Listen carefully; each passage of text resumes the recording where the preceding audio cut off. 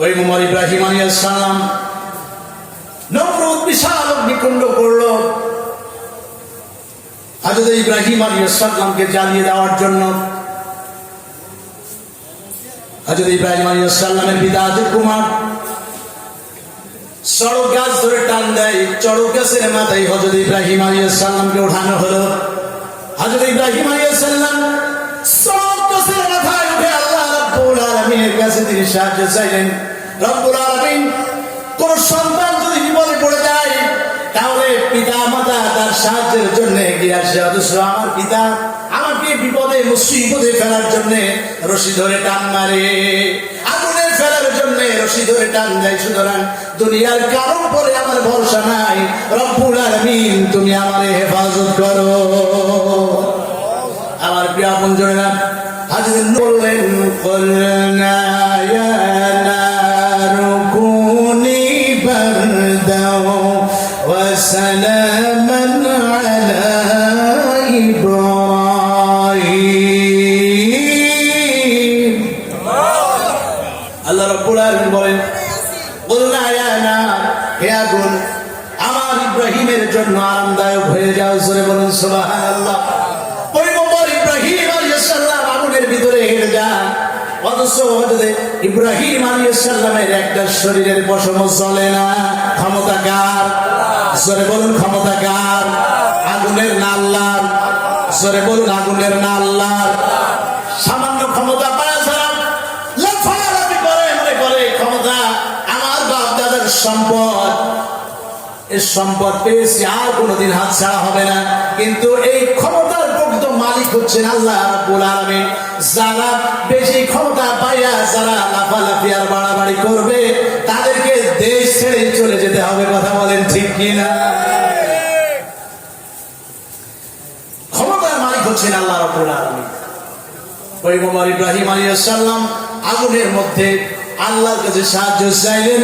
আল্লাহ রাব্বুল আলামিন পয়গম্বর ইব্রাহিম আলাইহিস সালামের জন্য আগুনকে আরামদায়ক বানিয়ে দিলেন। এই নমরুদের অগ্নিকুণ্ড থেকে পয়গম্বর ইব্রাহিম আলাইহিস সালামকে আল্লাহ রাব্বুল আলামিন যেদিন নিস্তার দিয়েছিলেন সেদিন ছিল 10ই মুহররম। সুবহানাল্লাহ। হযরত ইব্রাহিম আলাইহিস সালামকে আল্লাহ রাব্বুল আলামিন নমরুদের অগ্নিকুণ্ড থেকে মুক্তি দিয়ে দিলেন। জোরে বলুন সুবহানাল্লাহ। হযরত আইয়ুব আলাইহিস সালাম আল্লাহ রাব্বুল আলামিন তাকে মহাবাদশাহী দান করেছিলেন, অসংখ্য সন্তান সন্ততি, অনেক স্ত্রী। এমন মহাপ্রাচুর্যের মাঝেও পয়গম্বর আইয়ুব আলাইহিস সালাম এক মুহূর্তের জন্য আল্লাহ রাব্বুল আলামিনকে তিনি ভোলেন নাই। আল্লাহ রাব্বুল আলামিন চাইলেন তাকে পরীক্ষা নেওয়ার জন্য।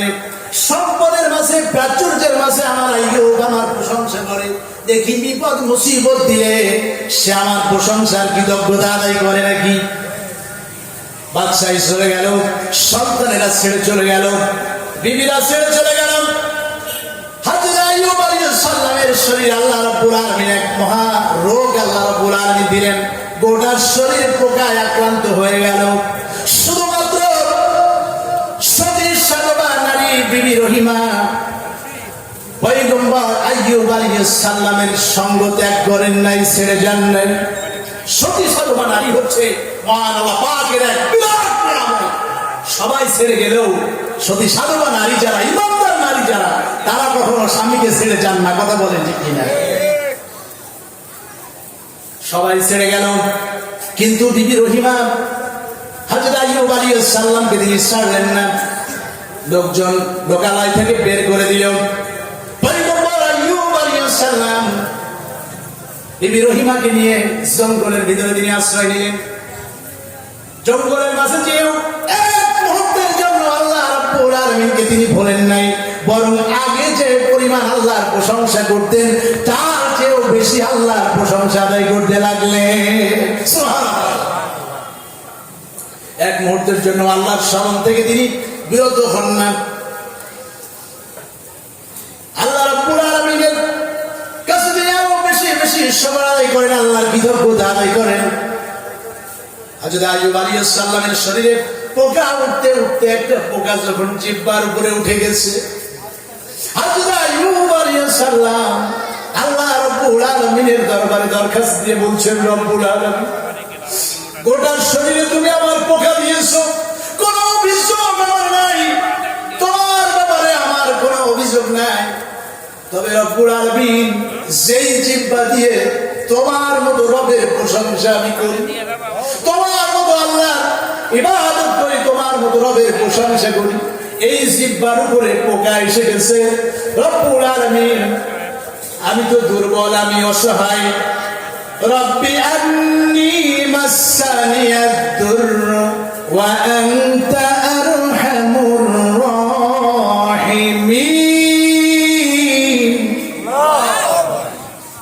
হযরত আইয়ুব আলাইহিস সালাম আল্লাহর কাছে দোয়া করছেন, রব্বুল আলামিন আমি দুর্বল, রব্বি আন্নী মাসানিয়াদ দুরর, আমি তো অসহায়, আমি দুর্বল, আর আপনি হচ্ছেন দয়ালুদের দয়ালু, আপনি হচ্ছেন দয়ালুদের মধ্যে শ্রেষ্ঠ দয়ালু। আল্লাহ রাব্বুল আলামিনের রহমতের দরিয়ায় জোশ লেগে গেছে। আল্লাহ রাব্বুল আলামিন এক মুহূর্তের মধ্যে আইয়ুব আলাইহিস সালামের শরীরের পোকা দূর করে দিলেন। আমার প্রিয় বন্ধুরা, আল্লাহ রাব্বুল আলামিন হযরত আইয়ুব আলাইহিস সালামের শরীর থেকে পোকা যেদিন দূর করে দিয়েছিলেন, এই মুহররম থেকে যেদিন মুক্তি দিয়েছিলেন, সেদিন ছিল 10ই মুহররম। জোরে জোরে বলুন সুবহানাল্লাহ। হযরত ইউসুফ আলাইহিস সালাম ভাইরা কুয়ার মধ্যে ফেলে দিল ষড়যন্ত্র করে, দীর্ঘদিন ষড়যন্ত্র করে কুয়ার মধ্যে ফেলে দিল। আর আল্লাহ রাব্বুল আলামিন কুয়া থেকে উঠায় তার মিশরের গভর্নর বানাই দিল। দীর্ঘদিন পিতার সঙ্গে দেখা নাই, দীর্ঘ 40 বছর পিতার সঙ্গে কোনো সাক্ষাৎ নাই, দেখা নাই। দীর্ঘ 40 বছর পর পিতার সাথে যেদিন হযরত ইউসুফ আলাইহিস সালাম সাক্ষাৎ লাভ করেছিলেন, সেদিন ছিল 10ই মুহররম। আওয়াজ দিয়ে বলুন সুবহানাল্লাহ। আমার প্রিয় বন্ধুরা, হযরত ইউনূস আলাইহিস সালাম জাতি লোকদের দাওয়াত দিচ্ছেন। জাতি লোকেরা হযরত ইউনূস আলাইহিস সালামের দাওয়াত কবুল করছে না। জাতি লোকদের উপরে রাগ করে পয়গম্বর ইউনূস আলাইহিস সালাম চলে যাচ্ছেন নৌকার উপরে আরোহণ করে, জাতির লোকদের উপরে রাগ করে। কিন্তু নৌকা উড়ে না, লটারি করা হলো, বারবার ইউনূস আলাইহিস সালামের নাম উঠতে লাগলো। শেষ পর্যন্ত লোকেরা ইউনূস আলাইহিস সালামকে নৌকার উপর থেকে ফেলে দিলেন। ফেলে দেওয়ার পর বিশাল আকারের এক মাছ এসে ইউনূস আলাইহিস সালামকে গিলে ফেললো। দীর্ঘ 40 দিন মাছের পেটে পয়গম্বর ইউনূস আলাইহিস সালাম আল্লাহর কাছে ক্ষমা চাচ্ছেন, লা ইলাহা ইল্লা আনতা সুবহানাকা ইন্নী কুনতু মিনাজ জালিমিন। ইউনূস আলাইহিস সালাম মাছের পেট থেকে আল্লাহ রাব্বুল আলামিনের কাছে ক্ষমা চেয়েছেন। আল্লাহ রাব্বুল আলামিন তাকে ক্ষমা করে দিলেন। মাছের পেট থেকে ইউনূস আলাইহিস সালামকে যেদিন আল্লাহ রাব্বুল আলামিন মুক্তি দিলেন, সেদিন ছিল 10ই মুহররম। ফেরাউন হযরত মূসা আলাইহিস সালামকে হত্যা করার জন্য তাড়া করেছেন। পিছনে ফেরাউনের বাহিনী, সামনে নীরব। আল্লাহ রাব্বুল আলামিন বললেন, মূসা চিন্তা করো না, তোমার হাতের লাঠি পানিতে আঘাত করো। হযরত মূসা আলাইহিস সালাম পানিতে আঘাত করার সাথে সাথে নীল নদের ভিতরে রাস্তা তৈরি হয়ে গেল। জোরে বলুন সুবহানাল্লাহ। হযরত মূসা আলাইহিস সালাম সঙ্গী সাথীদেরকে নিয়ে দরিয়া পার হয়ে পারে চলে গেলেন।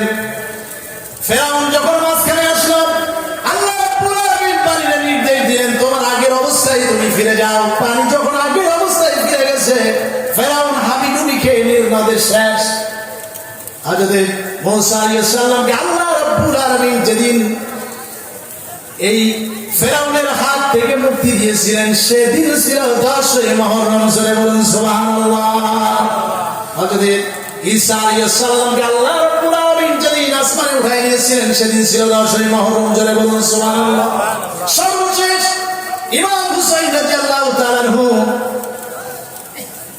এজিদের সৈন্যরা নির্মমভাবে কারবালার প্রান্তরে শাহাদাত বরণ করিয়েছিল, সেই দিন ছিল 10ই মুহররম।